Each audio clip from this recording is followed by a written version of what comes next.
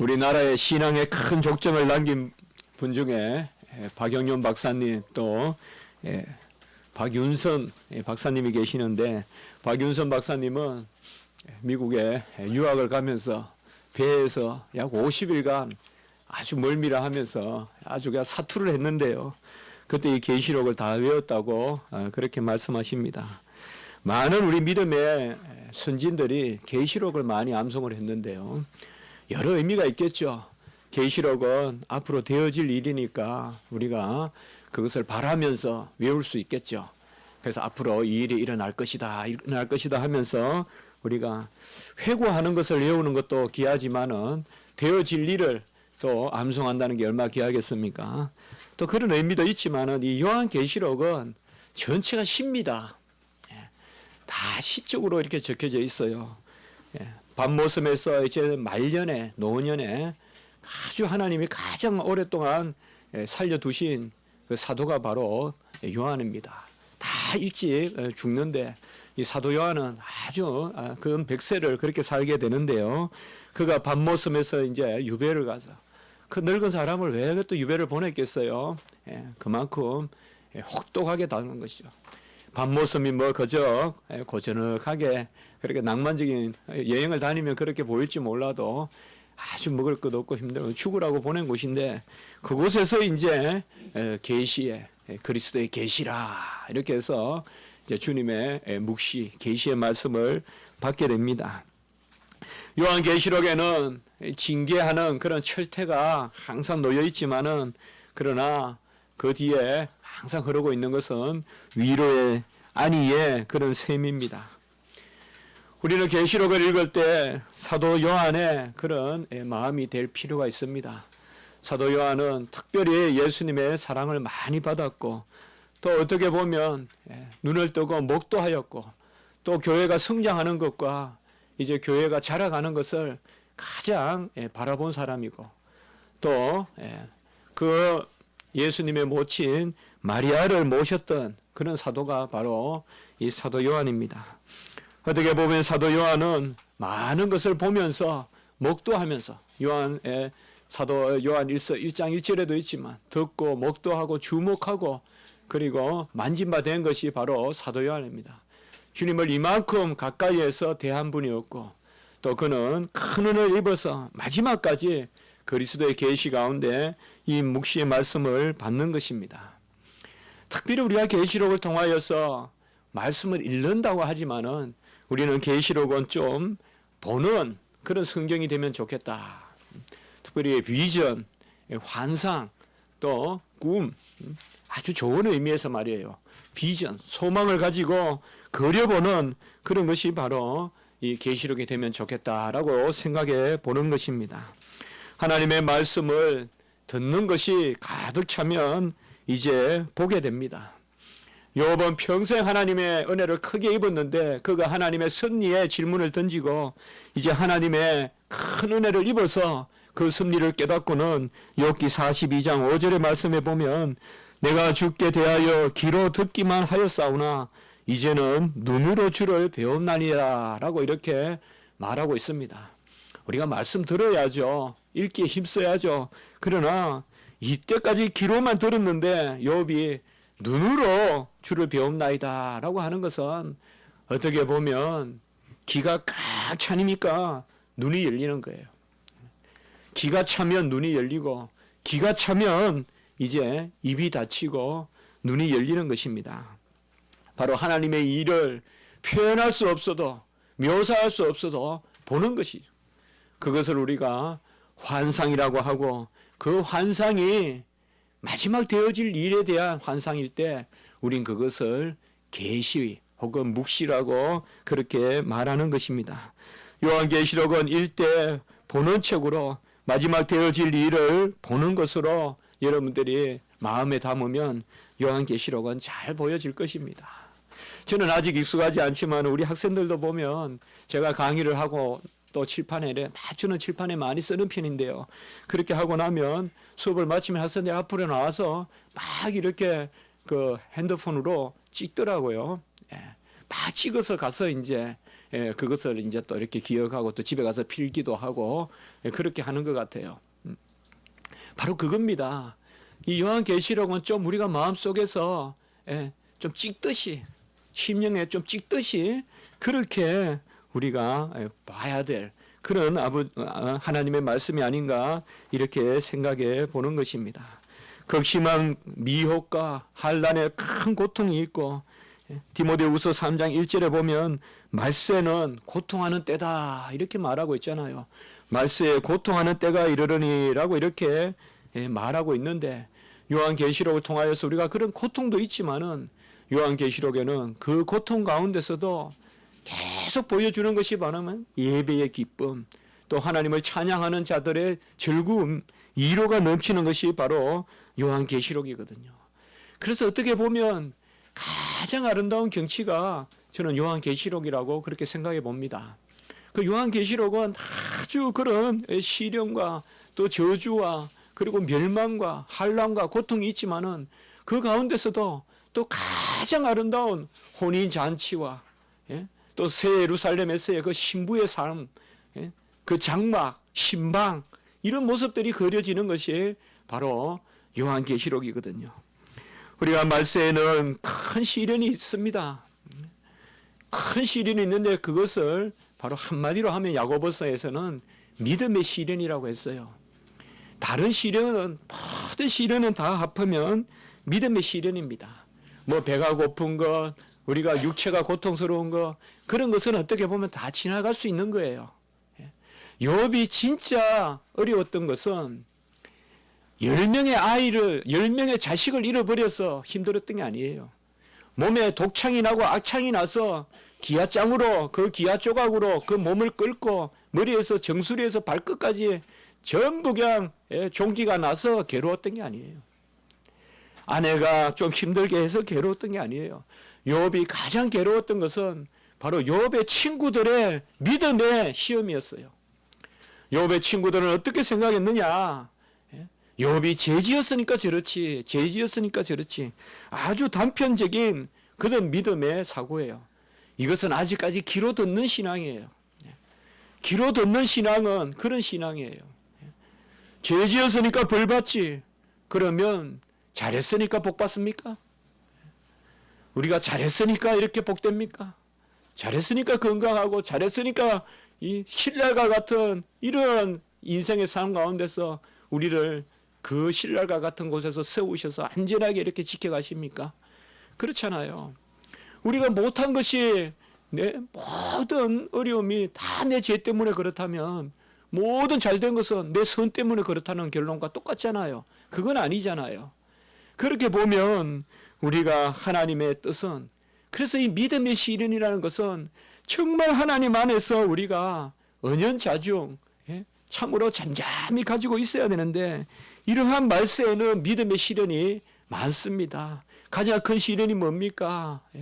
갈수록 이 세상은 이제 가시적이잖아요.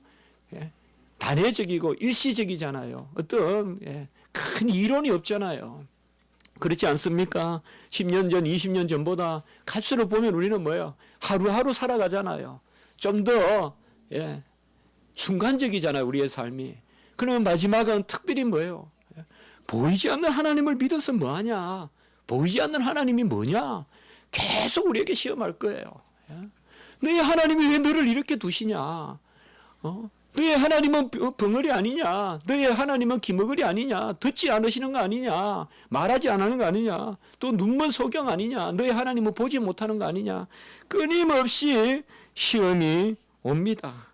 이러한 신앙의 시험을 말세에 당하기 때문에 그 시험에서 우리 누가복음에 보면 주님께서 말세의 인내로 영혼을 얻으리라라고 했는데 이 믿음의 시련이 인내를 낳는다라고 야고보 1장 3절에서 말하고 있어요.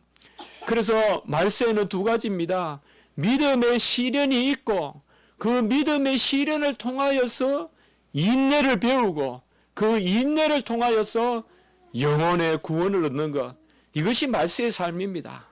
우리가 말세는 뭐 다른 거 생각할 것 없어요. 시험이 많아요. 그게 말세예요.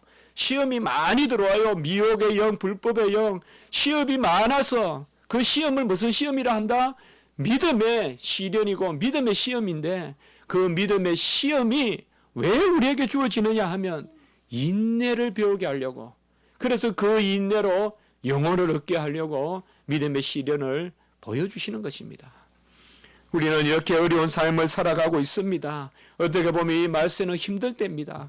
요새 이단이 얼마나 그 계계가 심합니까? 음흉합니까? 여러분들, 이단은 우리 바로 문턱 앞에까지 와 있습니다. 마귀 사탄은 우는 사자와 같이 우리 창문 앞에 엎드려 있고 새벽에 기숙하고 밤에 기숙하고 잠잘 때 기숙하고 아주 그런 시대가 바로 이 시대입니다. 이럴 때 우리는 하나님 안에 인내를 가져야 되는데 그 믿음의 시련을 어떻게 이기느냐? 믿음의 시련은 내가 능해서 이기는 것도 아니고 내 기질이 강해서 이기는 것도 아니에요, 여러분들. 절대 강한 나무는 부러지지 오래 남을지 못해요. 산에 오래 자라는 나무는 유한 나무예요. 크게 바람이 불으면 굽을 줄 아는 나무예요. 어떤 면에서는. 그리고 또 때가 되면 다시 제자리로 돌아오는 나무가 살아남지. 막 꺾이는 게 아니에요, 여러분들. 우리 신앙의 믿음의 인내는 바로 하나님께서 우리에게 주시는 것인데, 하나님은 우리가 능해서 이기게 하시는 것도 아니라, 우리가 기질이 강해서 이기는 것도 아니라 바로 우리를 위로해 주세요. 그것이 뭔가 하면 오늘 우리가 말씀해 보는 하늘 예배의 위로가 있는 거예요. 그래서 오늘 제가 말씀 제목을 하늘 예배자의 믿음이다라고 이렇게 정했습니다. 우리는 지금 이 시대를 살아갈 때요, 요한계시록에 보면 밤모습의 사도 요한이 무엇을 보느냐 하면 계속 중간.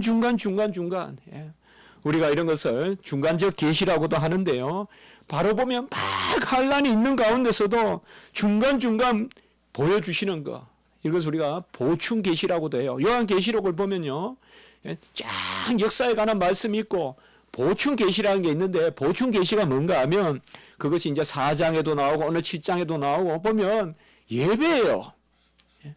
그 하나님이 이 사도 요한에게 막 마지막 되어질 이제 이때는 막 심판의 일들을 보여주시거든요. 얼마나 지금 무섭습니까? 그런 심판의 일들을 보여주는데, 그리고 갑자기 2일 후에 이런 말씀이 나와요. 계시록에 보면 이것이 바로 뭐냐 하면 그 사도 요한의 마음에 예배의 심령을 보여주는 거예요. 그래서 천국의 예배를 미리 보여주는 거예요. 오늘 제가 이 말씀을 이렇게 정하여 여러분께 증거하는 것은 다른 것이 아니라, 우리도 환난 가운데 일주일의 삶 가운데서도 무엇이 우리를 위로하고 어떤 힘이 이 믿음의 시련을 이기게 하느냐, 그것은 바로 예배의 위로예요. 이 예배에 집중해야 돼요, 여러분. 말씀을 준비하는 저나 말씀을 듣는 여러분이나 함께 나오는 우리 모두가 예배의 위로가 있어야 돼요, 여러분들. 천사들이, 스랍들이, 그룹들이 가득 차고 금양요에 담긴 그 예배 향기가 하늘로 올라가고 주의 임재가 가득 차고 빽빽한 구름과 같이 가득 차고 우리의 심령을 주장하고 알 수 없는 그 그늘을 알 수 없는 것으로 해서 우리가 즐거워하고 내 영이 즐거워하고 끊임없이 샘솟는 생수와 같이 흘러넘치는 그 예배에 대한 그런 환상이 있어야 한다 이 말이에요. 그것이 바로 요한계시록입니다. 그래서 저는 요한계시록을 크게 움직이는 큰 그 추임이 뭐냐, 추임새가 뭐냐, 바로 예배다. 예배의 추임새로 계속 진행되는 것이 요한계시록이고, 마지막 21장 그 너머에 가보면 뭐예요? 바로 이제는 예배가 완성되는 새 예루살렘 성에서 장막을 치고, 장막이 뭐예요? 신랑 신부가 그냥 거기서 거하는 모습으로 나타나요. 그 초막절이 완성돼요. 스가랴가 13장에서 봤던 초막절이 완성되는 거, 그것이 바로 마지막 날인데, 그게 바로 예배의 안성인데, 그래서 말세에는 뭐예요? 예배의 능력으로 이기는 것이에요. 우리는 아직까지 하나님 앞에 감사해야 돼요. 우박이 치고 바위가 날아다니고 화살이 쏟아지는 가운데서도 예배를 드리는 심령이 말세에 이기는 거예요. 어떤 환난과 공고와 어떤 도전이 있더라도 모여서 예배 드리는 거, 그 힘이 없으면 말세를 이길 수 없다. 그래서 사도 요한에게, 그 밤모섬에 갇힌 사도 요한에게 어디에 성도가 있겠어요? 어디에 전하는 그런 예식이 있겠어요? 그 유배된 이 밤모섬의 사도 요한이 무엇으로 위로를 얻겠어요? 그것은 바로 하나님이 보여주시는 하늘 예배의 위로인 거예요. 하늘 예배를 미리 바라보게 하시는 것입니다. 그곳에는 하늘 보좌에 앉아 계시는 성부 하나님이 앉아 계십니다. 성부 안에 하나님이 앉아 계시고, 성자 하나님이 보좌 옆에 서 계시고, 성령 하나님이 그 앞에 일곱 등불과 같이 일곱 영으로 삼위 하나님이 그곳에 계시는 것입니다. 보좌에 앉아 계신 분은 벽옥과 같고 홍보석과 같고 녹보석과 같고, 여러분들 모두 같아요. 아셨죠? 이다 아니에요. 하나님의 모습은 벽옥과 같고, 벽옥이 뭐예요? 다이아몬드예요. 벽옥과 같고 홍보석과 같고, 이것은 뭐예요? 바로 홍옥이라고 하죠. 그 다음에 또 녹보석과 같고, 이건 에메랄드 같은 거죠. 그래서 같다라는 말은 최고의 것으로 표현한 거예요. 그래서 하나님의 보좌에 그 앉아 계신, 세세토록 계신 분이 바로 벽옥과 같고 홍옥과 같고, 그리고 녹색의 옷과 같고, 그리고 그 주변에는 수정과 같은 유리바다가 흐르고, 그 유리바다에는 또 네 생물이 있는데, 네 생물은 사자와 같고 송아지 같고 사람 같고 독수리 같고. 같다는 말은 왜 같은지 알겠죠, 여러분들? 숨기지 말라고 말이에요. 바람과 같고, 바람을 숨기지 말라고요. 사자를 숨기지 말라고요. 같다라고 이야기하는 거예요. 사자와 같다고 그랬어요. 이 내 짐승이 뭐냐, 내 생물이 뭐냐, 우리가 여러 가지 이야기를 할 수 있지만은 사복음서다라고 이야기하는 분도 있고요. 꽤 우리가 그렇게 생각하면 됩니다. 어쨌든 이 네 생물이 있는데, 오늘 말씀에도 이제 네 생물이 나오는데요. 첫 번째 생물은 사자와 같고, 이건 건세와 능력이 있고, 두 번째 생물은 송아지와 같고, 송아지는 뭐예요? 순종과 열심이 있고, 세 번째 생물은 사람과 같다고 했어요. 이것은 지혜와 총명이 있는 것입니다. 하나님의 형상을 준 사람과 같고, 그리고 마지막 네 번째 생물은 독수리와 같고, 독수리는 날잖아요. 바로 신령한 것이죠. 그래서 바로 이 네 가지, 이들은 눈이 가득하다. 눈이 가득한 내 짐승이 있는데, 이 내 짐승 혹은 내 생명이, 내 생물이 무엇인지 우리는 확실히 알지는 못하지만은 복음의 정체 말씀. 그래서 안에도 눈이 있고 좌우에 눈이 있고 뒤에도 눈이 있다고 했으니까 눈이 뭐예요? 바로 영적인 안목이잖아요. 그래서 이 네 짐승은 뭘 의미하는가 하면, 바로 하나님 옆에는 그 하나님을 꿰뚫어 보는, 하나님을 살피고 하나님의 모든 것을 바라보는, 우리가 지금 이 육안으로 바라보지만은 그 하늘나라에는 그러한 네 짐승, 독수리와 소와 그리고 사람과 같고, 그리고 바로 사자와 같은 이 네 짐승이 있고, 그리고 그곳에는 천사들이 있고, 이 네 생물에도 6날개가 있는데 또 천사들이 있고요. 이 6날개가 우리가 뭐라고 이야기했죠? 이사야서에. 바로 두 날개는 얼굴을 가리고, 그러니까 생색을 내지 말자. 두 날개는 또 뭐요? 발을 가린다 그랬죠. 이 말은 내 능력으로 하는 게 아니다. 내가 다른 박질 안 하고 내가 뛰는 것이 아니다. 이게 찬송의 기본이라고 했죠.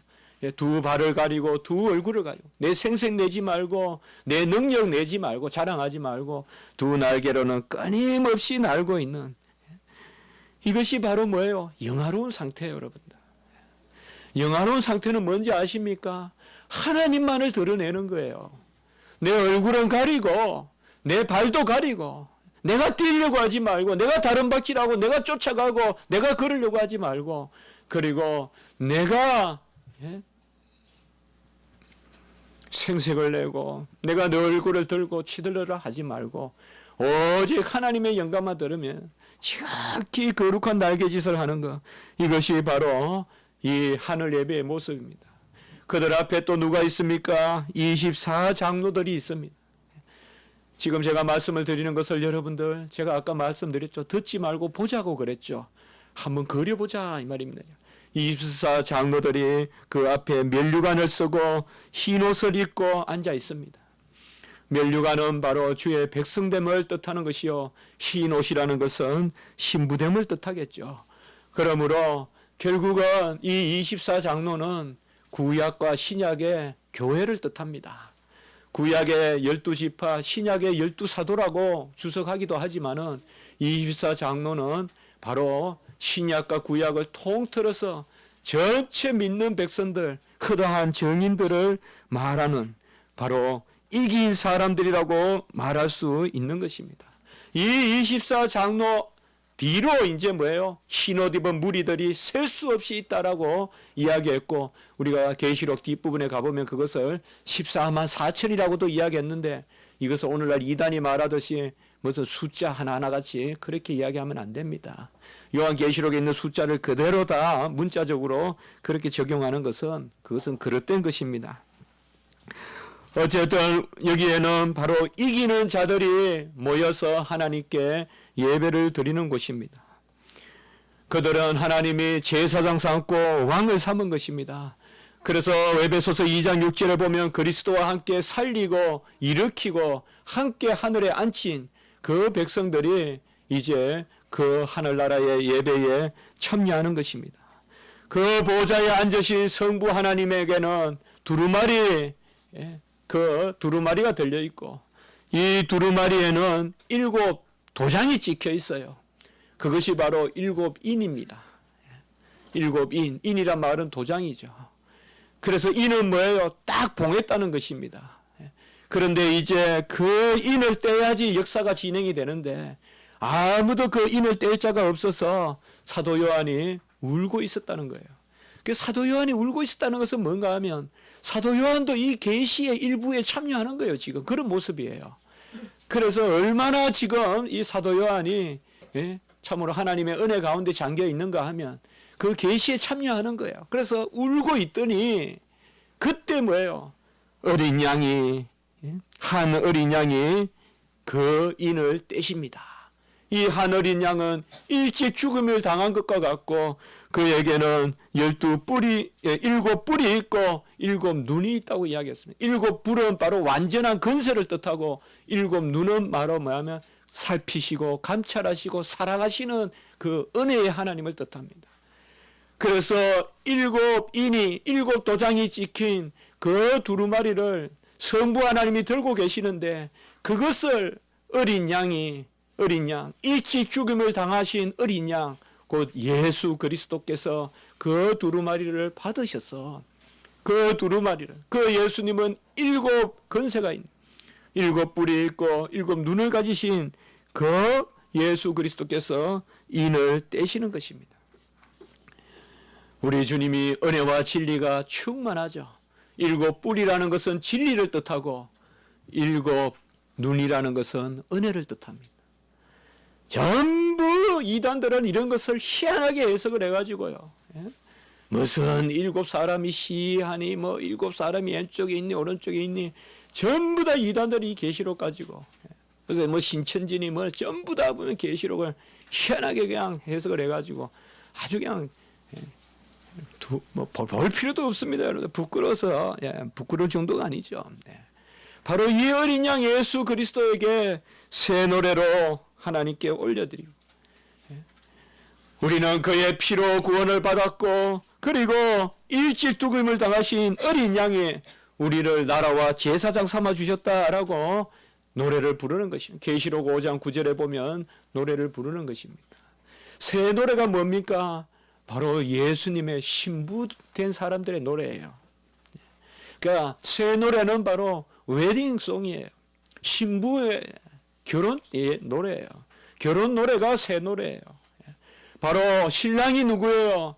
피로 신랑 되신 거예요. 그가 일찍 죽음을 당하셔서 은혜와 진리가 충만하신데, 그 은혜와 그 진리로 그 7 뿔과 그 7 눈으로 신부를 사랑하시는 거예요. 얼마나 사랑하시는지 그 어린 양의 은혜를 놓고 새 노래로 부르는 것입니다. 이 신랑이, 이 예수님이 이제 인을 뗍니다. 이 인이란 게 뭐예요? 이 도장을 뗍니다. 이것이 바로 마지막 되어질 일입니다. 일곱 인이 이제 일곱 대적과 더불어 이제 계속 계시가 진행되는데, 첫째 인을 떼니까 흰말이 나오죠. 흰말은 뭡니까? 바로 복음을 뜻합니다. 그래서 복음의 검이, 복음의 칼이 역사하는 것입니다. 말세의 출발은 복음의 자르는 것으로부터 시작됩니다, 여러분들. 우리는 이미 말세의 시대에 살고 있어요. 성령의 검이 있어요. 저는 확신해요. 분명히 하나님의 말씀이 권능을 얻습니다, 말세에는. 그것이 바로 첫 번째 인을 떼었을 때 흰말이에요. 흰말은 진리를 뜻해요. 진리의 사자가 이 땅에 오셔서 이제 성령의 검으로, 말씀의 검으로 세상을 이제 재단해요. 두 번째 인을 떼니까 붉은 말이 나왔어요. 붉은 말이, 붉은 말은 바로 전쟁을 뜻합니다. 말세의 전쟁이 많을 것입니다. 세 번째 인을 떼니까 검은 말이 나왔습니다. 검은 말은 바로 기근을 뜻합니다. 궁핍을 뜻해요. 그래서 큰 인플레이션이 있고 사람들이 살기 어렵고 그럴 수 있습니다. 어떻게 보면 지금 21세기는 유례없는 부유한 시대입니다. 가장 부유합니다, 지금 인류 역사상. 그래도 잘 먹고 삽니다. 그런 가운데서 이제 검은 말은 기근을 뜻하고, 네 번째 청황색 말은 죽음을 뜻합니다. 그래서 두 번째, 세 번째, 네 번째 인은 첫 번째 인하고 다 같이 연결시켜서 보면 돼요, 여러분들. 첫 번째 도장을 딱 떼니까 뭐예요? 그 인은 뭐예요? 봉했다는 거잖아요. 봉한 것을 딱 떼니까 복음이 건세를 드러내요. 그러니까 복음이 건세를 드러내니까 어떤 복음의 건세와 함께 뭐가 오느냐? 복음이 역사하면 어떤 흥황함이 있고 부유함이 있고 세속적인 어떤 누리는 것이 아닙니다. 복음의 건세가 역사하니까 말세에는 이제 죽음이 들어오고, 그 복음으로 말미암아 오히려 심판이 들어오는 것입니다. 그리고 다섯 번째 인을 떼었을 때는 순교자의 죽음이 더욱 넘칩니다. 이때는 순교의 죽음이 수가 차기까지, 사도 요한이 이제 그쳐달라 하거든요. 그러니까 아직까지 때가 되지 않았다. 순교자의 죽음이 덜 찼다라고 합니다. 이것이 우리가 구체적으로 뭘 의미하는지는 몰라도 말세의 핍박을 이야기합니다. 그리고 마지막 여섯 번째, 일곱 인인데 여섯 번째 인을 떼니까 그 인 가운데서 진노의 큰 날이 임하는데요. 이게 이제 가장 무서운 거죠. 진노의 큰 날이 임하는데 지진이 일어나고 해가 검어지고 달이 피와같이 되고 별들이 덜 익은 무화가 떨어지세요. 우르르 떨어지고 하늘이 말리고, 하늘이 말린단 말은 흔들린단 말이에요. 지진이 나는 것을 우리가 알지만 하늘이 말리는 건 우리 보지 못했죠. 하늘이 그냥 뒤집어진다. 공간조차도 휜다 이 말이에요. 그야말로 온 세상이 요동친다 이 말이에요. 그리고 각 산과 섬이 자리를 옮기고 임금과 왕족과 장군과 부자들이 이제 동굴에 숨어서 하도 두려우니까 빨리 동굴이여 무너지라라고 이렇게 말한다는 것입니다. 여러분, 이러한 인을 어떻게 우리가 이야기해야 될까요? 이제 마지막 일곱째 인을 떼기 전에 오늘 말씀에 또 예배가 있는 것입니다. 오늘 말씀의 예배는 이제 마지막 일곱 인을 띄게, 또 일곱 인은 또 일곱 대접으로 이렇게 되거든요. 여러분들 계시록 어렵게 읽을 필요가 없어요. 계시록은 일들이 많고 사건들이 많은 게 아니에요. 진리가 다양하게 증거되는 거예요. 그렇게 생각하시면 돼요, 여러분들. 한 진리예요. 한 진리는 뭘까요? 복음의 역사가 나타나요. 말씀의 역사가 나타나요. 우리는 오히려 은혜를 기대해야 돼요. 말세가 성도들에게는 오히려 즐거운 거예요. 어떻게 보면 뭐예요? 드디어 말씀이 제대로 역사하는 거예요, 이제는. 말씀에 금이 가닿는 거예요. 그러니까 그 말씀을 이기지 못하고 온갖 세속적인 장군들, 임금들, 부자들이 전부 다 말씀을 도망도망 치다가 동굴에 들어가 있다가 하도 그것이 해도 검어지고 달도 피어갖고 별들이 쏟아지고 그렇게 하니까 뭐예요? 죽었으면 좋겠다. 죽었으면 좋겠다. 죽었으면 좋겠다. 죽겠다. 죽겠다. 죽겠다. 이것이 바로 말씀입니다. 그런데 이럴 때 믿는 성도들에게는 뭐가 있느냐? 이것이 제가 믿음의 시련이라고 했죠. 이게 믿음의 시련이에요. 이게 믿지 않는 사람들에게나 믿는 사람에게나 다 임하는 세상의 징조예요. 그러나 믿는 사람들은 이것으로 말미암아 오히려 구원의 열매를 얻습니다. 오늘 우리가 말씀을 통하여서 배우는 것은 바로 위로입니다. 이러한 말세에 어려운 것들이 있다고 해서 이미 이 말세는 진행이 되고 이미 6인, 5인이 떼어질 수도 있고요. 우리가 그것은 다 영적으로 이해하시면 돼요.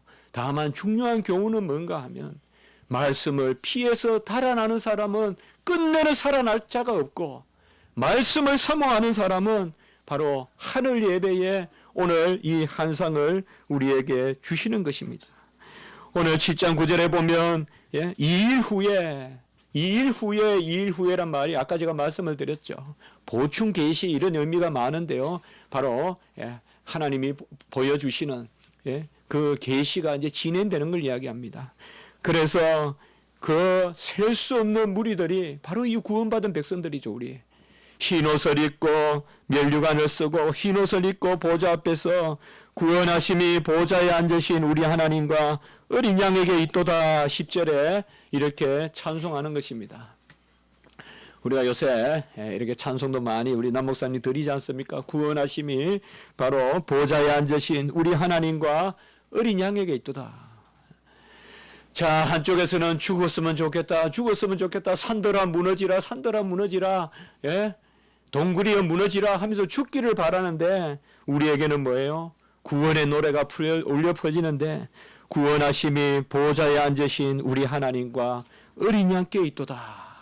이 예배의 찬송이 우리에게 울려 퍼지는 것입니다. 여러분, 우리는 한 가지 큰 소망이 있어요. 그것은 내 자신의 소망이고 제가 그렇게 많이 말씀하잖아요. 내 자신에게 소망을 가지세요. 내 자신을 사랑해요. 하나님이. 나는 하나님이 사랑하는 존재예요. 내 자신의 소망을 가져야 되고 내 자신의 어디에 소망을 갖느냐. 바로 찬송의 소망을 가지세요. 예배의 소망을 가지세요. 우리는 말세에 구원하심이 하나님과 그의 보내신 자 보좌에 앉으신 하나님과 어린 양에게 있도다라고 찬송하는 사람이에요. 저 복음성가 많이는 몰라도 이 찬송은 제가 많이 불렀어요. 구원하심이 보좌에 앉으신 우리 하나님과 그 어린 양 예수께 있도다. 이 말세에 우리가 부를 찬송이거든요. 구원은 건져내는 것입니다. 그들은 죽기를 구하지만은 우리는 오히려 찬송합니다. 오늘 천사와 더불어 찬송하는데 12절에 보면 찬송과 영광과 지혜와 감사와 존귀와 권능과 힘이 우리 하나님께 세세토록 있을지어다라고 찬송하는 것입니다. 여러분들 여기에 보면 7가지가 나와요. 여러분들. 아까 우리 7 눈이 있었고 7 뿔이 있었죠. 이것은 바로 7가지 바로 찬송과 영광과 지혜와 감사와 존귀와 권능과 힘이. 여러분들 어떻게 기도해야 됩니까? 이렇게 제가 묻는데요. 7가지 이어서 기도하세요. 찬송과 영광과 지혜와 감사와 존귀와 권능과 권능과 힘을 지니신 주여라고 부르면서 그렇게 기도하시면 되죠. 여기 7가지는 또 7영하고 같아요, 여러분들. 이게 7이라는 숫자가 많이 나오죠. 7인, 7대접, 그렇죠. 7영, 7이라는 숫자가 이렇게 많이 나오죠. 그리고 3이라는 숫자도 나오죠. 3일체, 3이잖아요. 그 다음에 4라는 숫자도 나왔죠. 내 짐승. 그러니까 3과 4를 합하면 또 7이 되죠. 그래서 3과 4와 7, 이 숫자로 계속 움직여요. 1440, 14만 4천도 12 곱하기 12, 1000 이러면 14만 4천이 되잖아요. 곱하면. 그러니까 전부 다 3과 4와 제가 왜 이런 말씀을 드리느냐. 완전한 숫자를 의미하지 어떤 14만 4천이라는 그 수를 이야기하는 게 아니에요. 무슨 과천에 14만 4천이 모이면 예수님이 온다든지 그런 게 아니라 이 말이에요. 여러분들. 그 이단 불살라버려야 돼요. 여러분들. 아주 못됐던 것들이 아주 안 되는 거예요. 여러분. 저는 아주 이단 싫어해요. 저는. 얼마나 이 파릇파릇한 새싹과 같은 이런 아주 청초한 우리 맑은 영혼들, 우리 애농이 같은 영혼들을 아주 쓰레기 같은 데 쳐넣는 게 바로 이단들이에요. 근처도 가지 마세요. 여러분들. 이단들은. 근처도 가지 마세요. 꼭 하려면요, 차는 마시지 말고 제 책 한 권 던져주든지요. 네. 차는 마시지 마세요. 아셨죠? 차 마시는 거 별로예요. 여러분, 그 향기가 나겠어요, 여러분들? 네. 책은 던져주시고. 우리도 참 2층 밑에 어떻게 책을 좀 던져줘야 되는데요. 예. 바로 이사야 10장 1절에서 2절에 보면 7영이 있죠. 여호와의 영, 지혜와 총명의 영, 모략과 재능의 영, 지혜와 여호와를 경외하는 영. 이사야 10장에 1절 2절에 보면 7영이 또 나오거든요. 7가지 영이. 자, 오늘 7가지 찬송이 있습니다. 제가 시간이 없으니까 짤막하게만 볼게요. 찬송이 뭐냐? 마치 정의하듯이 제가 한번 말씀드려 볼게요. 자, 이제 여기에 이제 하늘 찬송이 있어요. 이 우리 7가지 잘 기억해야 돼요. 첫 번째는 찬송을 받으시라고 외쳐요. 찬송은 뭐냐 하면 바로 온전히 기대는 거예요. 의지하는 거예요. 찬송은 순종입니다. 그리고 다음에 영광이 있어요. 영광은 뭐냐 하면 만유 안에 만유됨을 뜻합니다.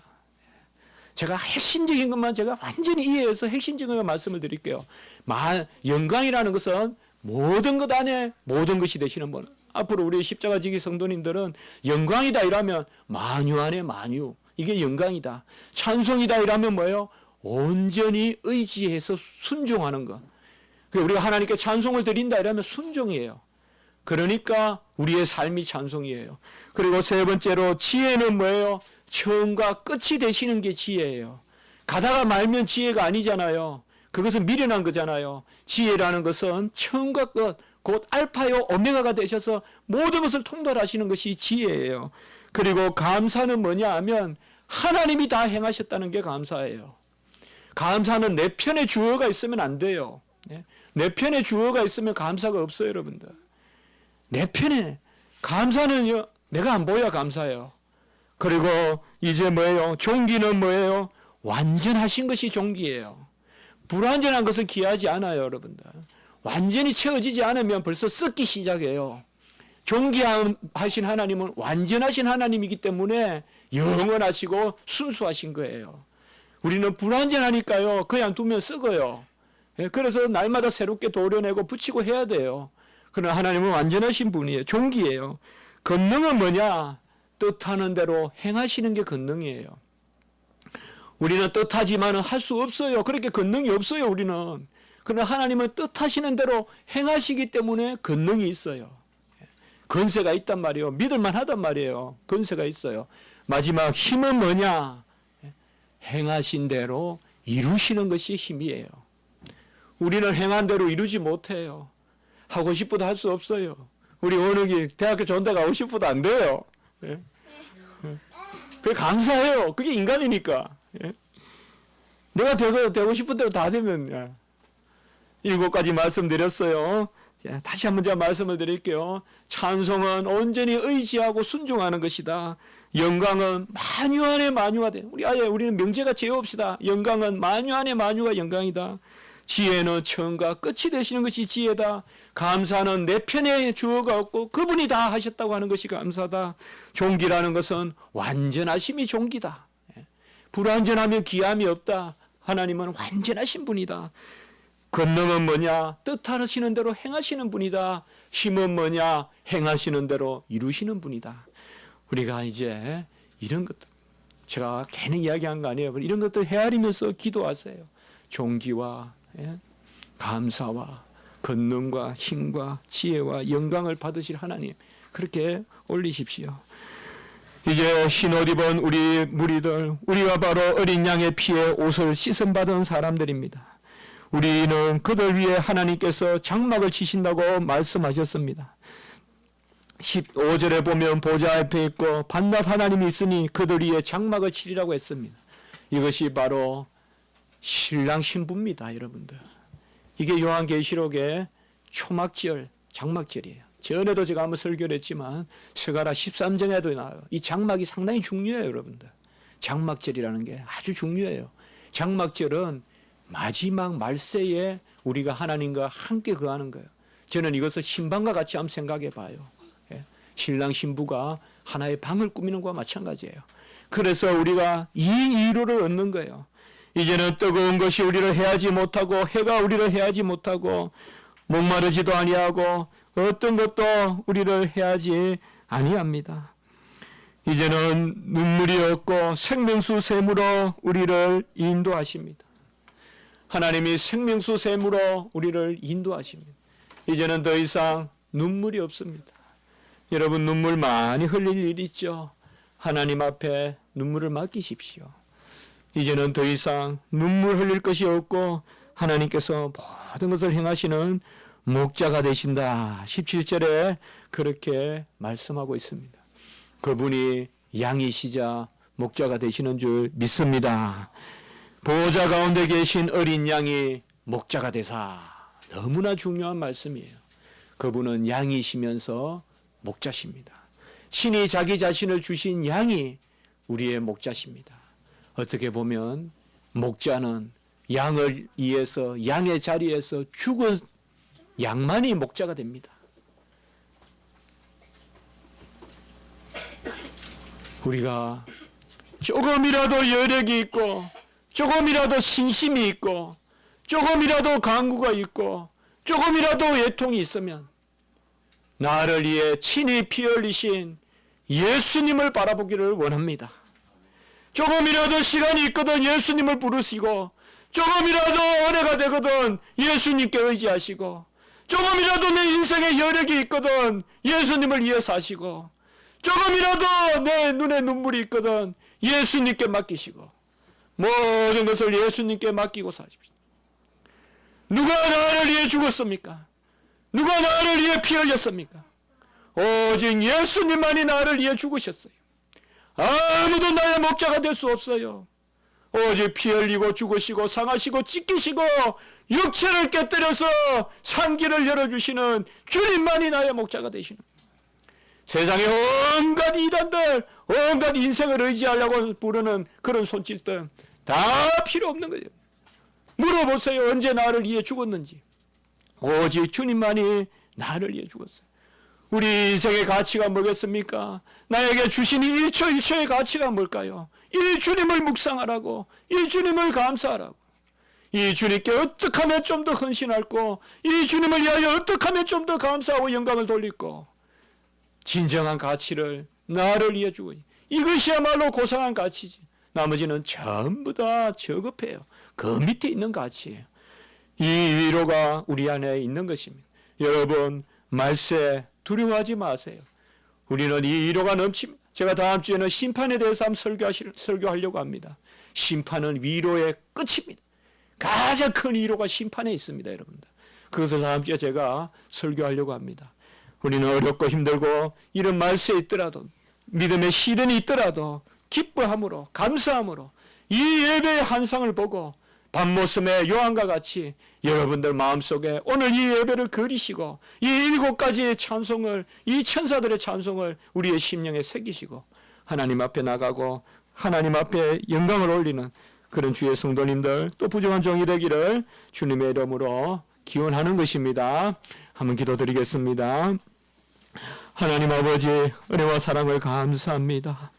어린 양 예수 그리스도가 인을 떼시고 역사를 주장하시고 우리는 이미 나를 위해 죽으신 그분이 인을 떼시기에 합당한 일찍 죽임을 당하신 어린 양과 같은 예수님인 걸 믿기에 우리는 모든 말세의 일과 심판과 모든 마지막 때의 일들이 오히려 아멘 주 예수여 오시옵소서. 우리는 오히려 아버지여 감사하고 은혜 가운데 나아가는 줄 믿습니다.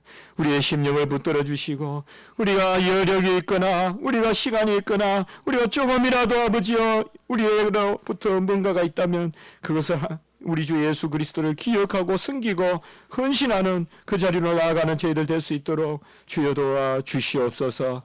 감사드리옵고 구주 예수 그리스도 이름으로 기도드리옵나이다. 아멘.